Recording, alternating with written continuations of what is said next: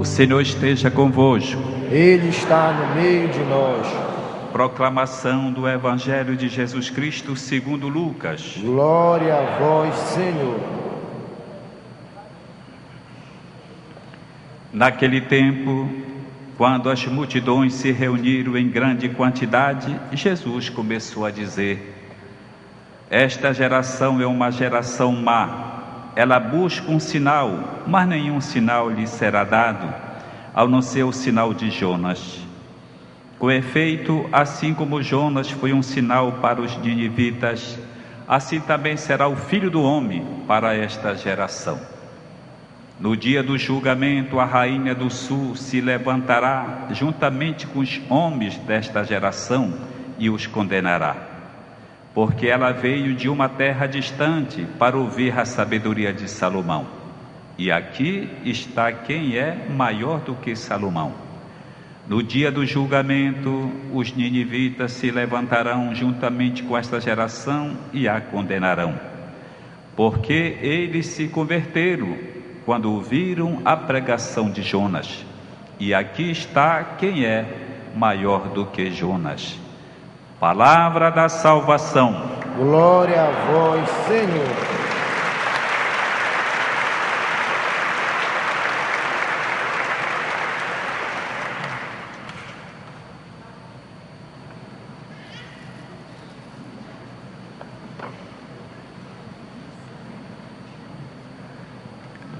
Querido Dom Alberto, Dom Vicente, Dom Teodoro, queridos padres, diáconos, irmãos e irmãs. Nós acabamos de ouvir o começo da carta de São Paulo aos Romanos. Quando Paulo escreveu esta carta, já tinham passado muitos anos desde aquele encontro inesperado com Jesus no caminho de Damasco. Ele nunca imaginava que um dia Jesus o chamasse. Ele que perseguia aqueles que seguiam no caminho de Jesus. Ele que tinha mandado matar Estevão. Ele tinha outros planos. Ele confiava na lei. Ele pensava de ser um hebreu zeloso. De repente, Jesus irrompe na vida de Saulo. O mundo de Saulo fracassa. E ele reconhece que aquele sinal vindo de Deus é autêntico. Por isso, acredita naquele Jesus que ele tinha perseguido. Acolhe o convite que Jesus lhe faz de ser instrumento dele para salvar todos os povos. E anos depois, quando escreveu a carta aos Romanos, em poucas palavras, logo no primeiro versículo, ele diz tudo aquilo que ele é, a consciência que ele tinha de si mesmo e como Deus tinha agido na vida dele. É assim que começa a sua carta. Paulo, servo de Jesus Cristo, apóstolo por vocação, escolhido para o Evangelho de Deus. Com isso já se diz tudo o que é Paulo. Servo, se considera servo de Jesus. Escravo, reconhece que Jesus é o único seu Senhor, não tem outro Senhor. E por este Jesus está disposto a entregar a vida, a morrer. Ele dirá que considera tudo lixo para poder alcançar o conhecimento de Cristo. Que para ele viver é Cristo e morrer é vantagem. Servo. Apóstolo por vocação, ele se sentiu chamado e respondeu prontamente, imediatamente, mesmo se o passado dele era um passado negativo. Ele se sentiu apóstolo no sentido enviado a todos, enviado para contar a todos o que Deus tinha feito na sua vida. E ao mesmo tempo, falando de si, ele acrescenta escolhido para o Evangelho de Deus. Meus irmãos, Paulo é o exemplo de discípulo e ao mesmo tempo de missionário. De um discípulo que se deixou moldar completamente por Jesus, que deixou de confiar em si mesmo, de confiar na lei, e que acreditou que Jesus é o sinal que Deus envia a todos os homens. No Evangelho, Jesus fala do sinal de Jonas. Jesus usa palavras duras contra aquela geração, palavras até pesadas demais. Ele diz: esta geração é uma geração má. Jesus tão bom que diz que aquelas pessoas são más. Por que uma geração má? Porque buscam um sinal. Estão atrás de sinais. Não estavam dispostos a crer na pessoa de Jesus, na carne de Jesus, na sua palavra, nos gestos que ele fazia. Já tinha feito gestos, já tinha falado bastante. Era mais do que suficiente. Mesmo assim, queria mais um sinal. Na verdade, queriam achar uma oportunidade, um meio, uma armadilha para podê-lo pegar em flagrante e condená-lo. Por isso que chama aqueles judeus que não acreditaram nele, os fariseus, os doutores da lei, de geração má. E ele afirma para eles e também para nós: esta geração busca um sinal, mas nenhum sinal lhe será dado a não ser o sinal de Jonas. Deus não vai dar mais nenhum sinal.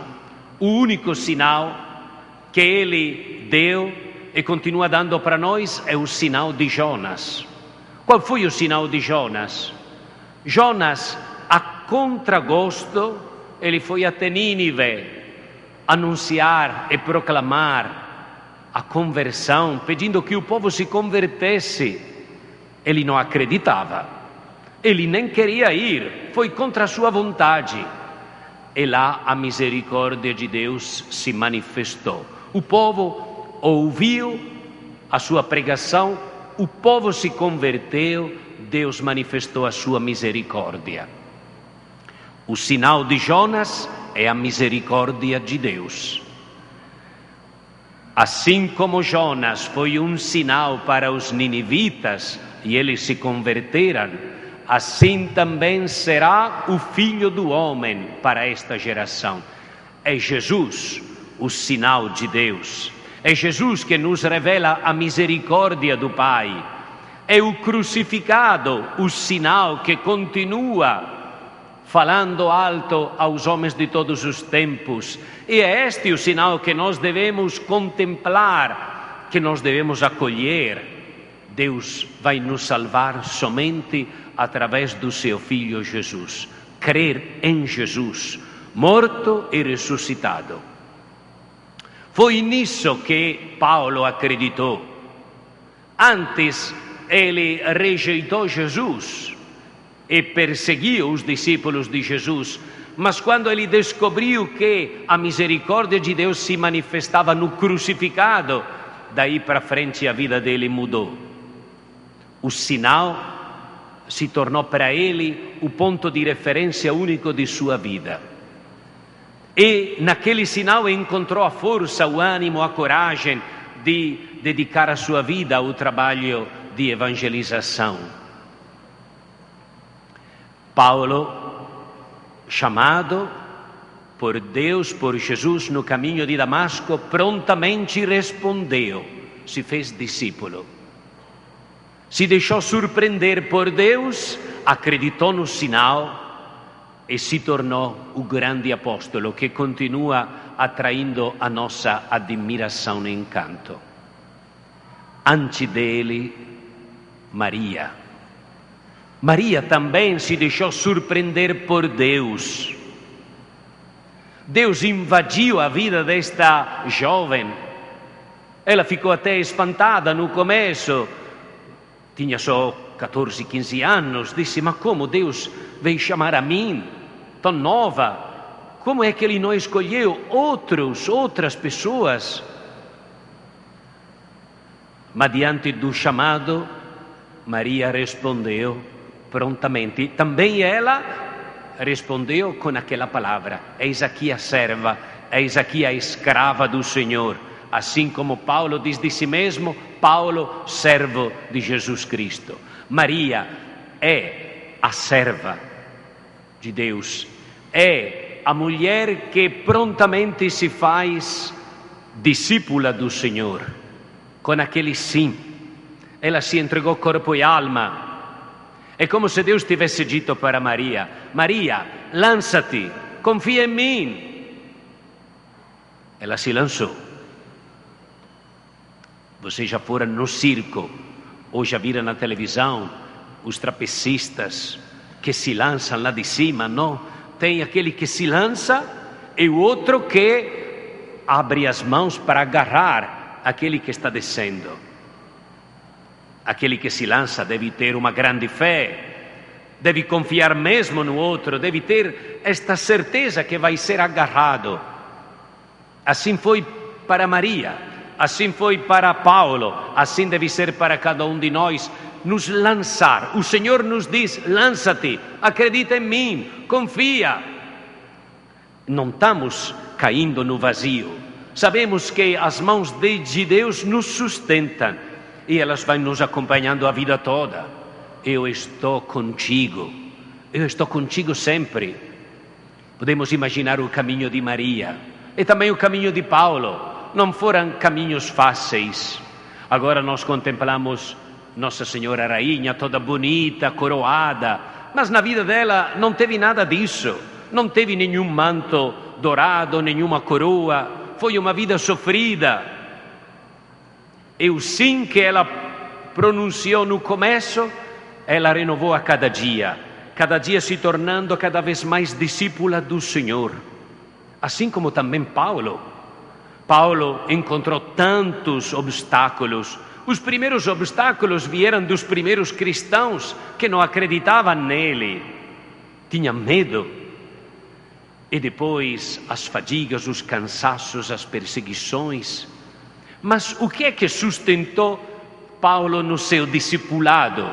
O que sustentou Maria no seu discipulado, senão esta convicção que Deus estava com ela, que Deus estava com ele?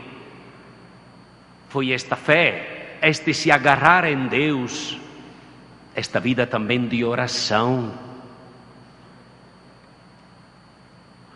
A igreja unida em oração. Estamos refletindo nestes dias. Esta igreja em oração, Maria em oração, os discípulos em oração. Não tem missão, não tem discipulado sem uma experiência profunda, íntima com o Senhor. Quem não reza, quem não para, não se coloca diante do Senhor para entender o seu chamado, o seu apelo, não tem força, não vai para frente, desanima. Paulo foi até o fim, até o martírio. Maria foi até o fim, foi até a cruz. O sim dela, o discipulado dela se realizou plenamente lá nos pés da cruz. Ela acreditou no sinal de Jonas. Ela não desanimou vendo o filho dela crucificado. Certamente lembrou o que o anjo tinha prometido, que aquele filho seria o Salvador. Mas naquele instante o filho estava sendo crucificado. O filho morreu. mas a fé dela não se apagou. Ela acreditou no sinal de Jonas, que era o seu filho. Por isso, podemos imaginar a alegria dela quando, no amanhecer do domingo de Páscoa, recebeu a notícia que Jesus estava vivo, que tinha vencido a morte. Discípula até o fim. Discípula. Meus irmãos, agora é a nossa vez. O Senhor também continua nos surpreendendo. O Senhor me chama, o Senhor te chama quando tu menos espera e te chama para segui-lo, para amá-lo. Te chama porque Ele confia em ti, Ele tem uma missão para te dar. Talvez que não seja necessário partir para nenhum lugar distante, mas a missão que começa na tua casa, com os teus colegas de trabalho, lá na tua comunidade, onde você passa a maior parte do tempo, lá tu tem que ser este apaixonado, esta apaixonada de Jesus. Que os outros possam perceber que Jesus é o Senhor da tua vida, que tu também, como dizia Paulo, és escravo de Jesus Cristo, que tu também te sentes apóstolo por vocação, escolhido para anunciar o Evangelho. Cada um de nós que está aqui nesta noite não pode voltar para casa assim, como se nada tivesse acontecido. Deus nos falou, nos fala sempre, mas é claro que em cada sírio parece que nos fala mais forte ainda. Daí que diante deste Deus que nos fala e nos chama, a nossa pronta resposta, como a resposta de Maria, como a resposta de Paulo. Quem acredita neste sinal, levantado no alto do Calvário, este sinal que é Jesus crucificado, expressão da misericórdia de Deus, este tem a vida transformada, encontrou o máximo do que podia esperar e desejar. Eu quero pedir a Deus a graça que cada um de nós possa seguir o exemplo de Maria, o exemplo de Paulo, o exemplo de todos os homens e mulheres que se fizeram discípulos e discípulas do Senhor e missionários. Nossa Senhora nos impulsione a não ir em busca do poder, do prazer, do dinheiro, estes sinais estrondosos, estes não fazem ninguém feliz, mas que saibamos reconhecer no amor de Jesus a maior revelação de Deus e o caminho para a nossa plena felicidade. Louvado seja nosso Senhor Jesus Cristo. Para sempre seja louvado.